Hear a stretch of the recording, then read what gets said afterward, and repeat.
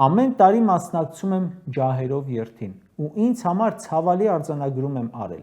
թե ինչպես են այսօր փոխվել կարգախոսները։ Տարբեր տարիների տարբեր կարգախոսներ են եղել ճանաչման, հատուցման, բայց այս տարվա կարգախոսը Ժողովուրդ ջան մի ուրացիրն է։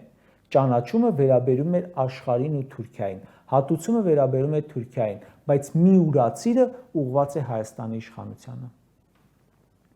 Առաջին անգամ հայոց ցեղասպանության վերաբերյալ դատապարտող կոչեր են հնչում, որոնք ուղղված են ոչ թե աշխարհին, այլ Հայաստանի իշխանությանը։